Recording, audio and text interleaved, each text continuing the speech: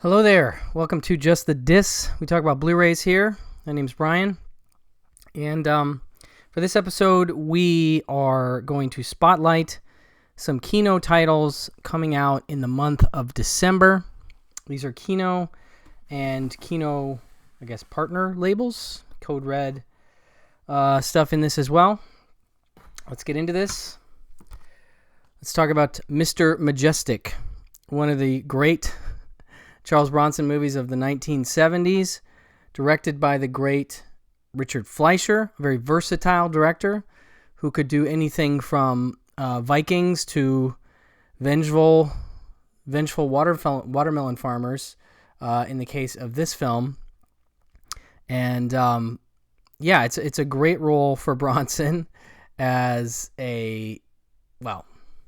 cinema's most rugged tough guy. Vince Majestyk, ex-con Vietnam vet whose efforts to run a farm are thwarted by narrow-minded locals and corrupt cops. But when a mafia hitman, Al Lettieri, very good character actor Al Lettieri, destroys Majestyk's crop, the farmer's fuse is finally blown. With his rifle in hand and his girlfriend at the wheel, he goes after the syndicate assassin. So, very enjoyable. This is from a new 2K master, and it looks great. It includes an audio commentary from the only guy I would like to do Charles Bronson movie commentaries, and that's film historian Paul Talbot, author of Bronson's Loose and Bronson's Loose Again. He's done at least 2 Bronson books, and he is the most common commentator, because he's great, on Charles Bronson movies. He has a great knowledge of Bronson and his history, and I always love his thoughts on these Bronson discs. This also includes an interview with director of photography Richard H. Klein. Very cool to hear and see that. But overall, just a very fun Bronson release, which also includes some alternate artwork, which I'm going to flip over here in a second. And I do like it that, Kino has gotten on the slipcase train and really, again, gets what collectors like, and we like slipcases. So that is Mr. Majestyk, definitely good for the Bronson action fan. Very enjoyable stuff. Ramps up really well, and Bronson is great in it. Next up, we have a Code Red title. Code Red making this one available on Blu-ray, I think for the first time, and in a brand new 2K master. This is Checkered, Flag, or Crash. Directed by, let's see here, Alan Gibson. I don't know this director, but I enjoyed this movie, and I don't know if you guys remember the Choose Your Own Adventure books from back in the 80s, but there was one called The Race Forever, and it had like a Range Rover kind of off-road racing vehicle on the cover, and that book reminds me a little bit of this movie. It's all about a cross-country road race in Manila, the Manila 1000, that's being put on by a character played by Larry Hagman, who is definitely, as he often is, very questionable in his moral attitudes in terms of the danger involved in this race. But the folks involved in the race are kind of cool. Headlining is Joe Baker. He plays a character named Walkaway Madden. And I don't know that name is ever explained, if it's like he walks away with every race or what it means. So you see Joe Don in the back there. He's got a nice like dune buggy looking vehicle, and he is the favored winner of the race. And he has a history with another character actor in the film, Alan Vint, who you may remember from things like Macon County Line. He's really great in that. Big fan of him. And Alan Vint is racing a Jeep, and they have this history or whatever. Susan Sarandon is in this movie. She plays a journalist who is getting an on-the-ground kind of intimate report and is meant to tag along with Joe Don, but we shall see if he actually allows her to stick with him for the whole race. But this one's fun. It's a very enjoyable race movie, and has some fun stunts in it, and I like a good Joe Don a cocky Joe Tynan performance, and he definitely gives that here. So this was a cool one to discover. I'd heard of the movie, never seen it, but this Blu-ray looks nice, and nice discovery from Code Red. Checkered Flag or Crash. Then we have one more from Code Red. This is a reissue. I think, again, this is a first time. This is a reissue. This came out from Code Red years ago, and I don't know if it's a new scan or not. 2K scan from original negative with extensive scene-by-scene correction.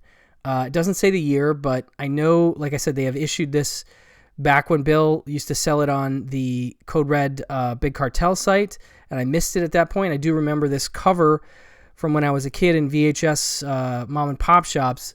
This guy's eyes would glow on the VHS tape, just like there's a movie called Metamorphosis, which Scream Factory put out on Blu-ray, which also had the glowing eyes cover and was something that always drew you in. Though I never rented Metamorphosis or Dead Pit, I never missed seeing them on the shelves.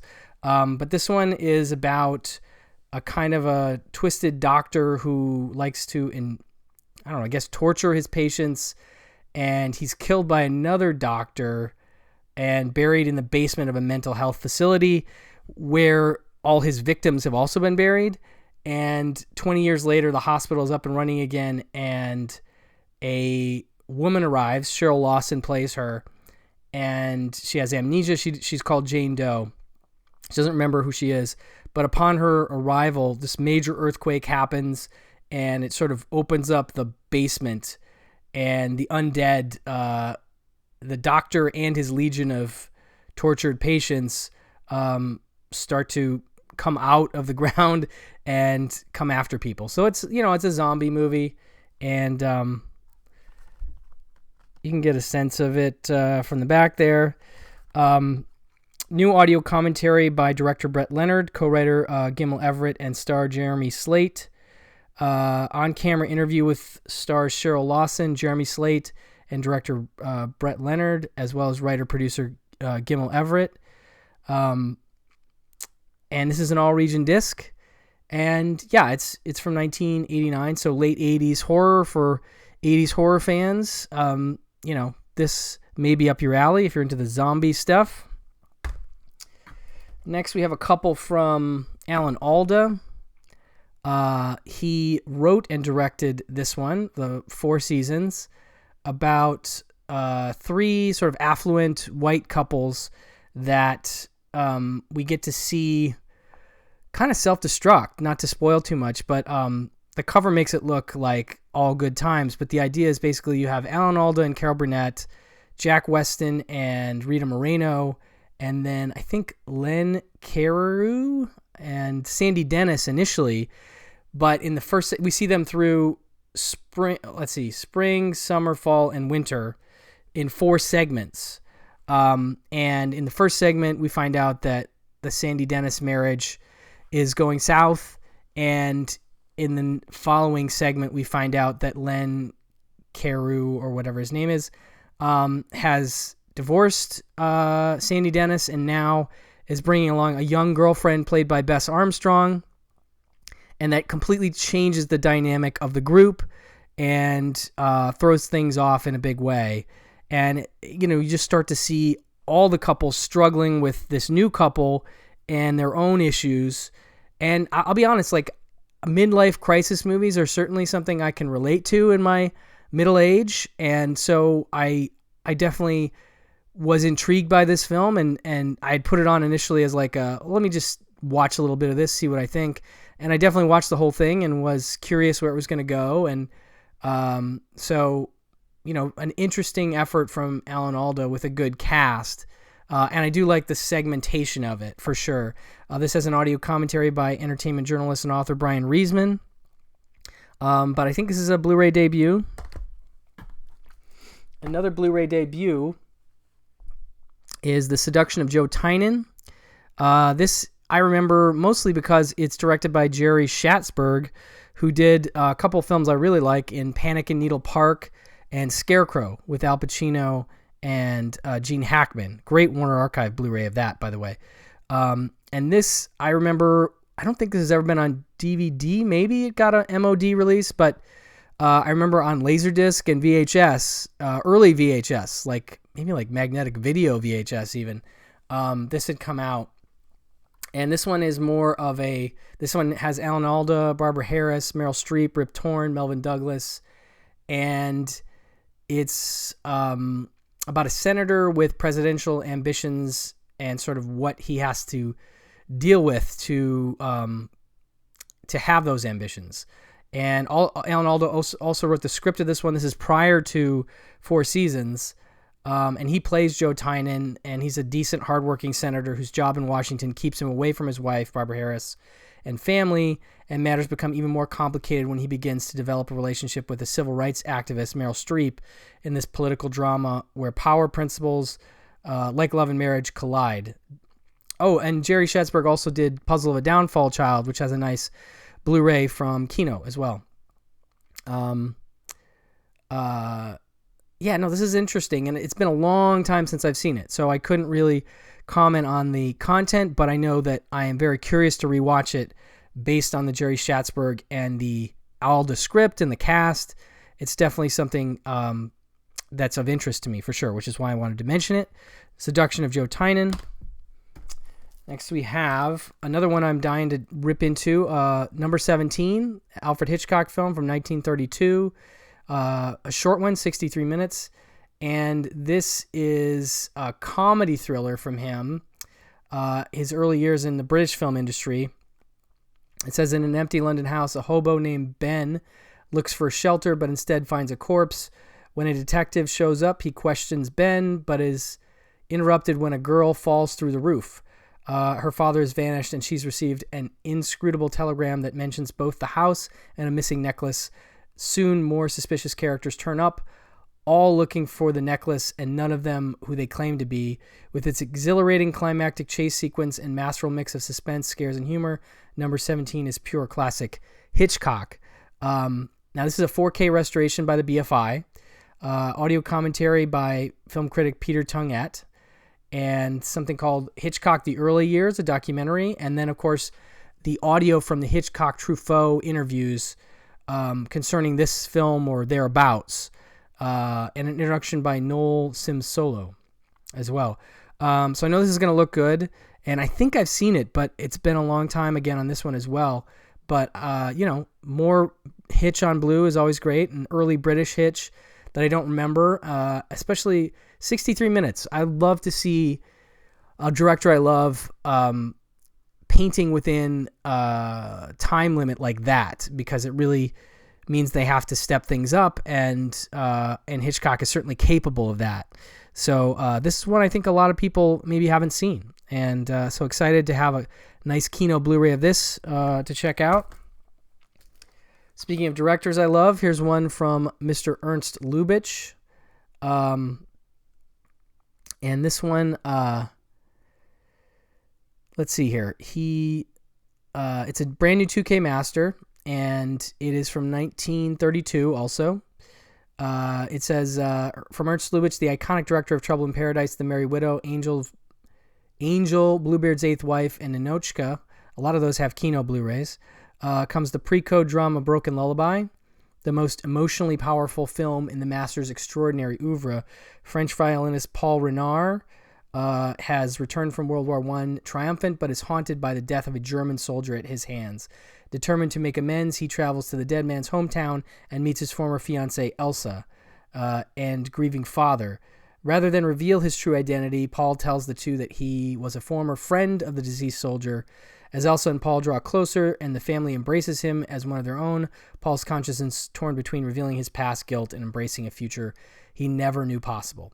When Lubitsch put his sophisticated touch on many of filmdom's greatest comedies, he also showed his brilliant command of drama with beautifully crafted, profoundly moving Broken Lullaby.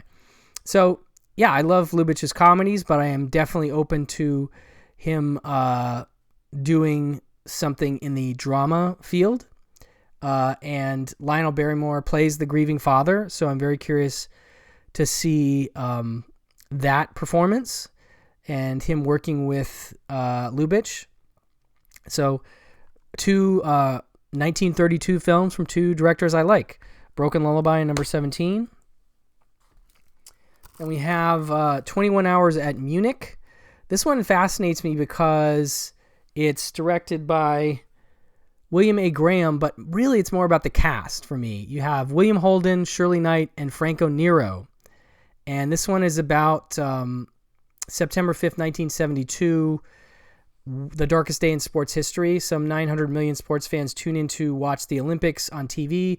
Instead, they see the most shocking scenes unfold. Screen legend William Holden and Shirley Knight turn this real-life catastrophic event into a mesmerizing story of suspense, anger, and disbelief. The perpetuators wear tracksuits, but they are anything but athletes. Known as Black September, these terrorists storm the Olympic Village before dawn and take the Israeli team hostage. They make their demands as the minutes tick by, but from this point on, it isn't about who takes home the gold. It's about who comes home at all. Franco Nero, Anthony Quayle, Richard Basehart, and Paul L. Smith co-star in this post-pounding TV movie from veteran director William A. Graham, based on Serge Groussard's book, The Blood of Israel. This has an audio commentary with film historian screenwriter Gary Garani, and presents it in both the 133 and 178 versions, which I like when they do that. But yeah, I've never seen this TV movie. I've heard of it, but just the idea of Franco Nero in a cast with William Holden is enticing enough to me, along with obviously a very tense story based on real life events that they're telling. So that is 21 Hours at Munich. And then we have Bedtime Story with Marlon Brando, David Niven, and Shirley Jones. This is also a brand new 2K master, and obviously Niven and Brando and Shirley Jones star in it. It's a classic comedy caper about two cunning con men on the French Riviera. And I guess the Brando character is kind of a caddish seducer of women who likes to set up elaborate ruses to entangle the ladies. And then you have a suave character played by David Niven who likes to pose as a prince to swindle the wealthy. And when the two meet, each perceives the other as an interloper and a threat. Upon arrival of vacationing soap heiress Janet Walker, the two sweet-talking scoundrels compete to trick her out of both her clothes and her fortune. Written by Stanley Shapiro, who wrote Pillow Talk, and Paul Denning, who wrote Love or Come Back, directed by Ralph Levy, and later remade as Dirty Rotten Scoundrels. I know you were thinking that as I was reading that. I was thinking the same thing. So this is the early original version of Dirty Rotten Scoundrels with Brando and David Niven. So Brando, I guess, is the Steve Martin, and Niven would be the Michael Caine. But I am nonetheless intrigued by this early version of a film I'm already familiar with. Audio commentary by film historians Howard S. Berger and Nathaniel Thompson included. And as I said, a brand new 2K master. And lastly, we have a documentary, part of the Milestone Cinematheque collection. This is a film by Henry Georges Clouzot. It says 1955, Henry Georges Clouzot joined forces with his friend Pablo Picasso to make an entirely new kind of documentary, one that captured the moment and the mystery of creativity. For the film, Picasso created 20 artworks ranging from playful black and white sketches to widescreen colorful paintings. Using inks that bled through the paper, Picasso rapidly created fanciful drawings that Clouzot was able to film from the reverse side, capturing their creation in real time. When the artist decided to paint in oils, the filmmaker switched to color film and employed the magic of stop-motion animation. By contract, almost all of these paintings were destroyed when the film was completed. The Mystery of Picasso is an exhilarating, mesmerizing, and unforgettable, one of the greatest documentaries on art ever made. Very curious about this, both because you're dealing with two great artists, Henry Georges Clouzot, an incredible director, and obviously Picasso. Little quote there from Pauline Kael, one of the most exciting and joyful movies ever made. High praise from a great critic. So yeah, I'm absolutely very curious about this one from 1956.